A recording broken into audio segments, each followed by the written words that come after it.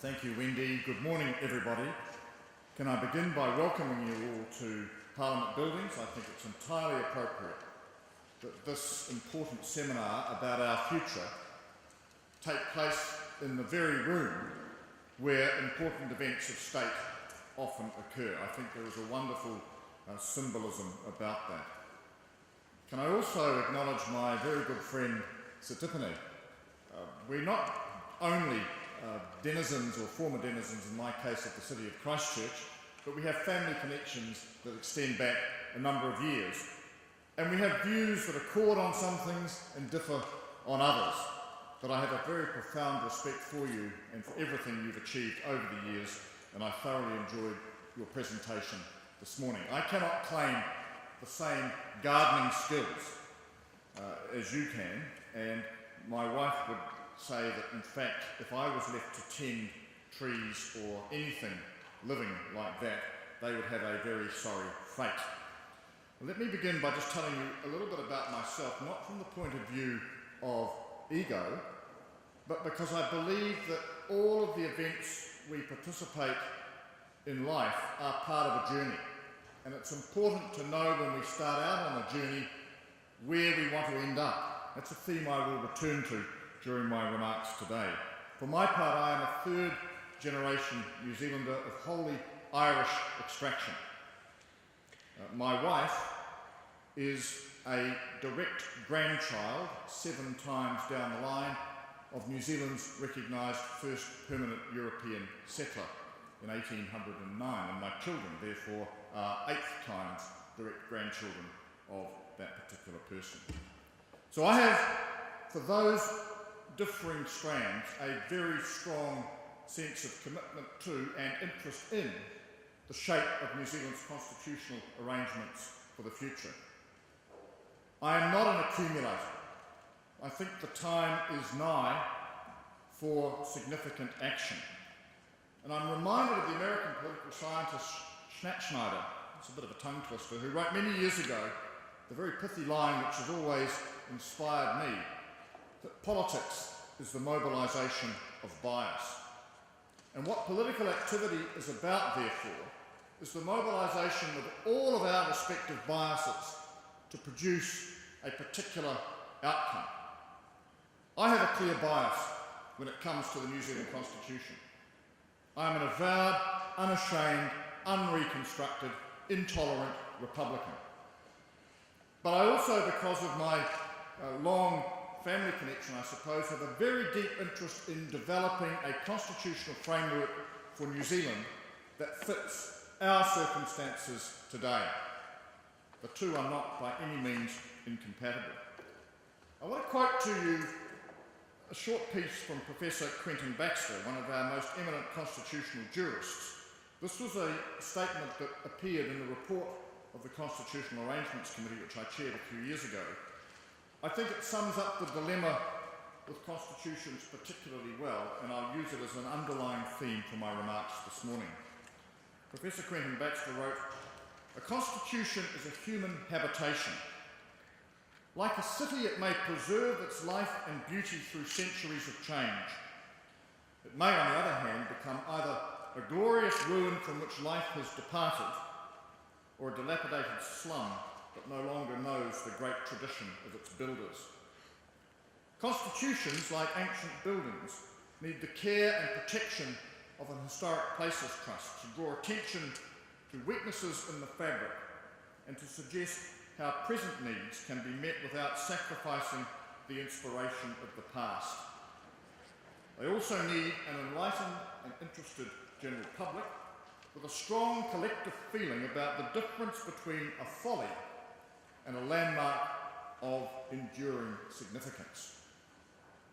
My argument to you this morning is essentially that the path that we have sort of started on to constitutional reform is timid, and that the journey we think we are embarking upon has been constructed in such a way as to not produce a defined outcome such as Professor Quentin Baxter refers to, but more to get to the position where we tick off in substance what we already have.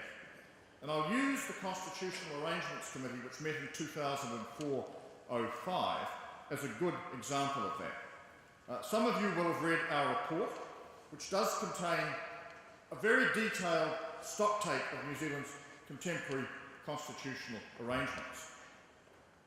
But the background to the establishment of that committee is an important key to understanding why we went down the fairly limited path that we did, and the government's response, which I will quote from shortly, demonstrates yet again the essential institutional timidity there is in the area of constitutional reform.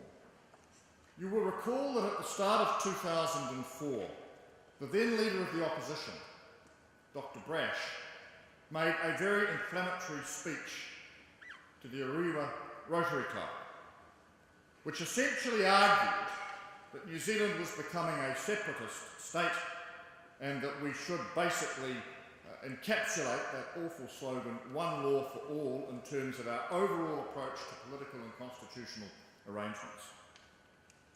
The government initially debunked Dr. Brash's concerns as just some sort of political stunt at the start of the year before the election.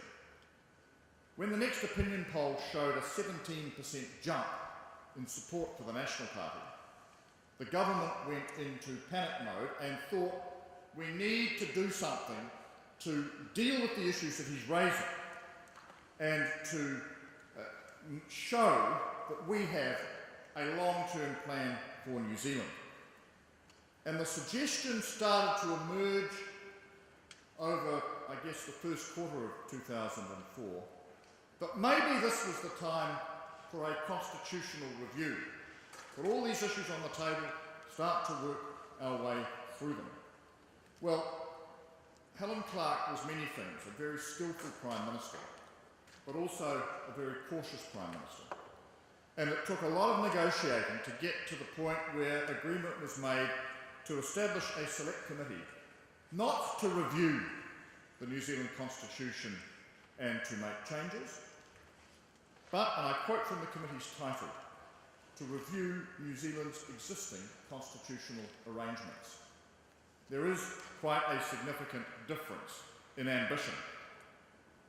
Because I was the leader of the government's major coalition partner at the time, I insisted, given my own interests, that I should chair that committee, and was somewhat surprised that the Prime Minister quickly acquiesced and then gave me a little lecture about this was not to be a Trojan horse for all the things that she'd heard me say previously. The political reaction to the establishment of the committee was interesting as well. The National Party decided that this was an attempt to hijack the good work, as they saw it, that Dr. Brash was doing, and refused to participate. The New Zealand First Party saw hard work coming, so it immediately backed out as well, which meant that the Select Committee, when established, comprised Labour, ACT and United Future, because at that stage there was no Maori Party in Parliament. So it was immediately hamstrung by being a committee that represented only 3 of the 5 parties in the House. And when we completed our inquiry and made our recommendations, even then the ACT Party dissented from a number of them. So essentially we had a committee that was a Labour, I left out the Green Party who were involved, a Labour, United Future, Green Party grouping in a parliament that was far more diverse. And even then it was very difficult to get substantial progressive agreement. The Labour Party representative on the committee was David Parker, who I think at that point may have been or had previously been the Attorney General. And it was clear from the outset that his job was to be the committee minder, to make sure we didn't stray too far from the truth. You had Keith Locke from the Greens and myself who wanted to go a little further. Stephen Franks from the ACT Party, who saw the whole thing really as a bit of a ruse, but was determined to be there to be a counter to what he saw as a Labour jack-up, but also to make sure we didn't go off the rails in his view either. I tell you all that in detail because it summarises the environment in which we operated, and I think provides a fairly clear explanation as to why our recommendations were essentially worthy, very timid, and therefore not, in the end, substantially significant. Although, as I say, we did do some remarkably good work in terms of collating for the first time in one place all of the legislation, all of the understandings, all of the regulations that could be deemed to be New Zealand's constitutional arrangements. And the appendix to the report is probably extremely useful in that regard. But if you look at the recommendations that we made, we suggested that some generic principles should underpin all discussions of constitutional change in the absence of any prescribed process.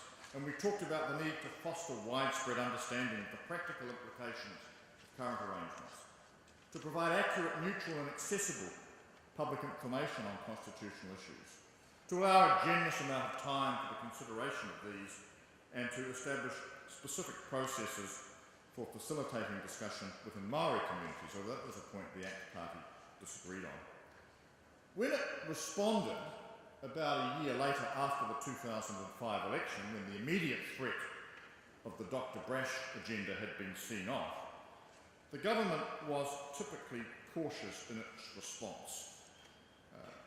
I thought our most radical recommendation, he says cynically, about generic principles deserved a bolder response than the government agrees to give further consideration to the idea of establishing generic principles to guide significant constitutional change. Profound.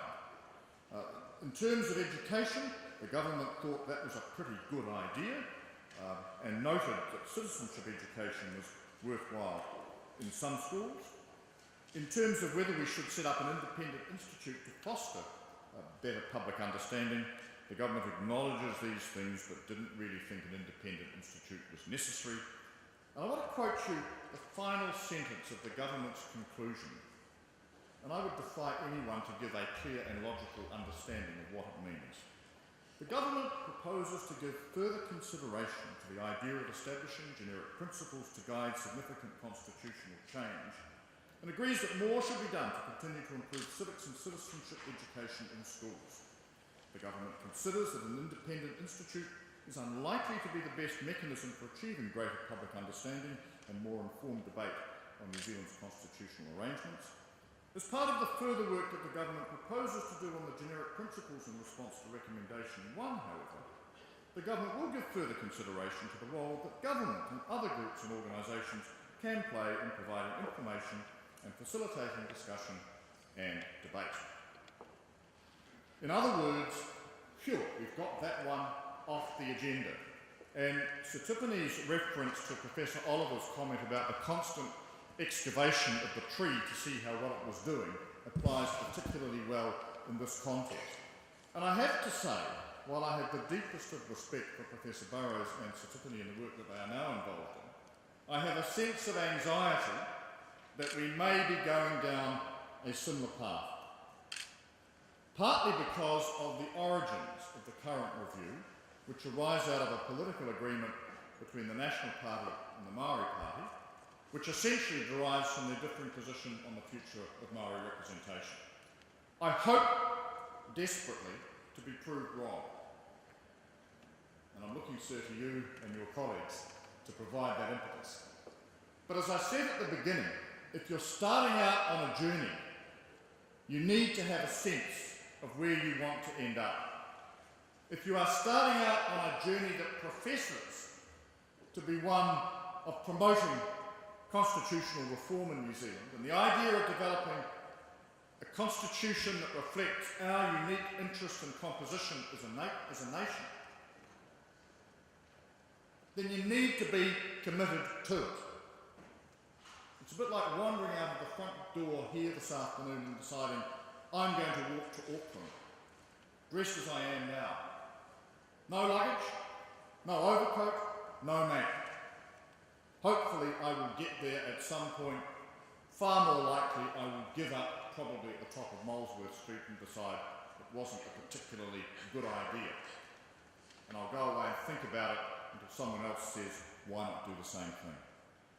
If we are serious about constitutional reform, then we will start to talk about constitutional reform. We won't worry about redefining generic principles. We won't worry about all of the other nice talk. We will get on with the job. And one of the things that excites me about this particular gathering is that in lieu of anyone else doing the work, you are actually going to take on the task of trying to draft a new constitution for New Zealand. That is a brave and noble one, and I wish you every success. But it's one that ought to have been picked up by those who favour constitutional reform many years ago. Put up a proposition. Let us debate that. Let us argue the pros and cons of this particular approach or that. We will make progress that way. We are ready for it. It's interesting that so many of you are here to be part of this conversation. I talk to many meetings across New Zealand on many topics, and invariably at every one the issue of constitutional reform is raised. It's a funny thing, you know, isn't it, that our constitutional future appears to rest as much on the survivability of an octogenarian queen 12,000 miles away as it does with a sense of our indigenous purpose and our unique opportunity as New Zealand.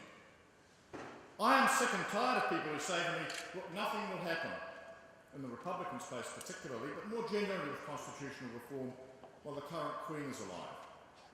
That's hardly a bold statement about our future aspirations for New Zealand, about our sense of what our country can be.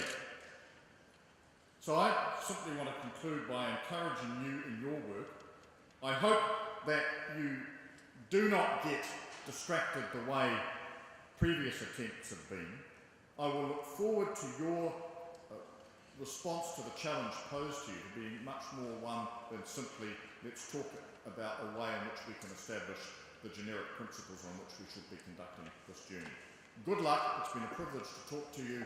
I wish you well in your deliberations over the next couple of days.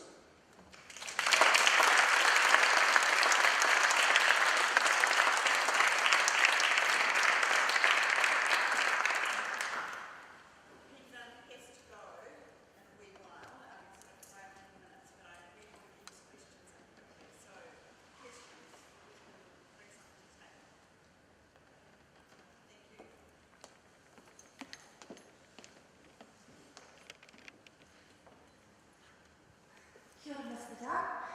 My question is about an enlightened public. Now, with Mr. Brash's audio speech about separatism, from my perspective, that could be more wrong, considering I come from a strong Scottish heritage and English heritage as well as a Māori background. I would like to ask you how you think we can enlighten the public about Māori issues rather than the media portraying us and defaming our culture in terms of women bashers, child abusers and so forth. How can we enlighten the public about Māori and our place here in New Zealand? I think it goes back to the point that I was concluding on, that we actually need to frame the conversation in a way which is not reactive to a particular circumstance. It's not reactive to a charge of becoming a separatist nation or whatever it might be. But it's about saying, this is a way forward, here's where all the elements of our jigsaw fit together. It seems to me, if you look at the way we've approached this matter over the years, it's always been in reaction to something, rather than sitting down and saying, I'm not sure about the metaphor I'm about to apply, but let this tree flourish. It's about deciding whether we need to plant one at all. But it's also reflective, I think, of a wider attitude in our community. This week happens to be Islam Awareness Week, and yesterday at the launch of that event in Wellington, reference was made to the Dominion Post's front page story of last Saturday, which was about a culturally sensitive art exhibition being held in Lower Hutt. The story itself was okay, but because it implied not so much criticism, but interpretation of Islamic values, the Dominion Post chose to illustrate the story on page 1 with a large photo, probably about this size, of a woman wearing a burqa. Now, you can think of similar ways in which Maori have been portrayed over the years in similar situations to create immediately a negative or a separatist approach. The issue is far deeper. The issue is far more important, but our way of approaching things, both media-led and also politician-led to date, has been to always respond to a problem, never to say, here's an opportunity, how can we actually deal with and discuss that? And as I said, I think it's significant that you are the first group that I'm aware of that's actually sat down to say, we will prepare a new constitution. We'll cut right to the heart of it and put that proposition up there for discussion and debate, rather than this sort of timid travelling around the edges, which inevitably leads us to pick people off, if you like, one by one, group by group, and so on. And I think that's where we've got to make the change.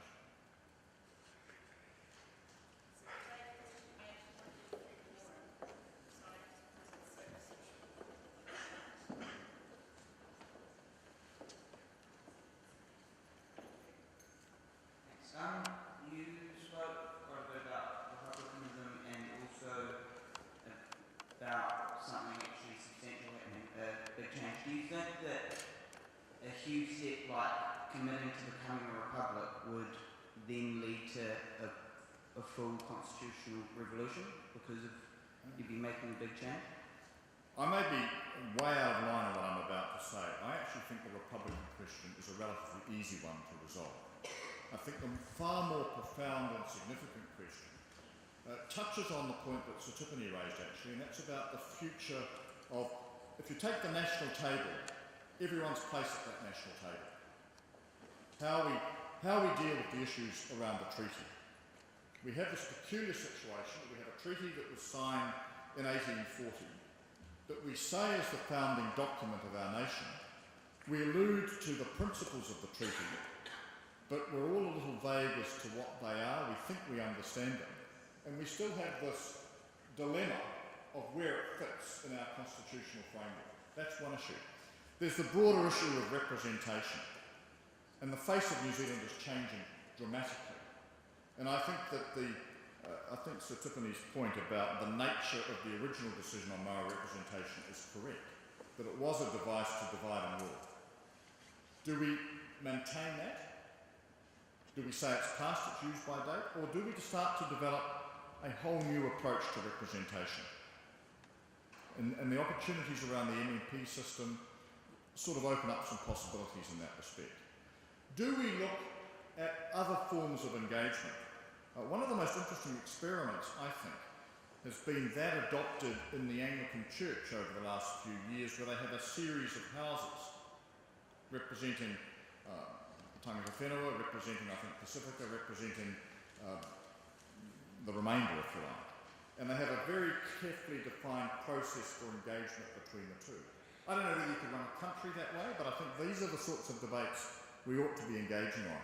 Who the head of state is a comparatively small part of that. It's not the biggie. It's therefore, in my view, probably the easier and quicker one to resolve, and opens up then the possibility of getting on and doing the real job. Kia ora, Peter. You spoke a lot about your passion for there being constitutional reform in New Zealand and about republicanism, and about how moves in the past for constitutional change in New Zealand has been out of reaction to certain events. I want to ask why are you so passionate about constitutional change in New Zealand? Is that because of a dissatisfaction with our current position, or because you think there are things that could be better? I think it's neither of those, actually. For some inexplicable reason to myself and to others, ever since I can remember, I've had a very clear sense of being in a very special place.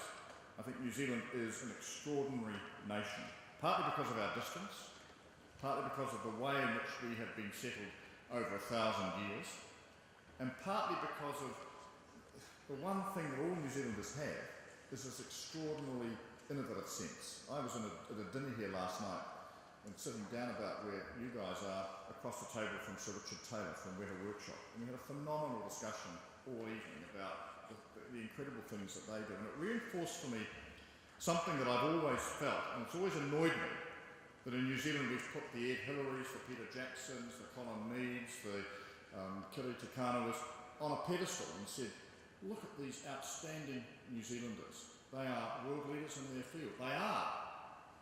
But they're not different from the rest of us. I've always had the view that they are world leaders in their particular field and are outstanding people because they are New Zealanders. In other words, all of us have that potential. So I guess where I come from is to say, given that sort of worldview, let's make this country one that's truly ours. Let's have a constitutional framework that is what we want. We have an electoral system that's what the Germans have. We have a parliamentary system that is what the British have. We have a judicial system that some would like to make what the Americans have. Let us define our own system, pulling in the best bits from wherever if we can, but fundamentally let's be confident that we as New Zealanders can do it. So I guess that's what drives me. It's not a sense of I'm unhappy or I'm frustrated. I just think that this country, with all of its skills, can do so much better if we let it. And I'm really, I suppose, at the end of the day, incredibly frustrated by this point. When you go out and talk to New Zealanders about the Constitution, they do want to engage. You mightn't agree with their views, they might be at varying levels of simplicity, but they do want to engage. Why don't we let them? What's to be feared? At the end of the day, we will decide these issues, in my view, by referenda on the major changes. What's actually to be feared about letting people have their say and express their view, and about New Zealand developing its own particular approach? You look at Maori. There are wonderful mechanisms, devices, institutions, conventions within Maoridom that work extraordinarily well for Maori. Yet what do we import from that? Not a lot. You can look at our Pacifica community, similar conventions and traditions, and so it goes on. I just think we should be open to the possibility. I just think we should be far more confident in our own ability to get it right than we have been. I always get the sense there's someone looking over our shoulder saying, don't do that, don't go that far, don't risk upsetting the apple cart. We are 4.5 million people out of a global population of billions. In one sense, what does it matter? Let's be bold, let's actually do what we think's right for New Zealand. That's where I'm coming from.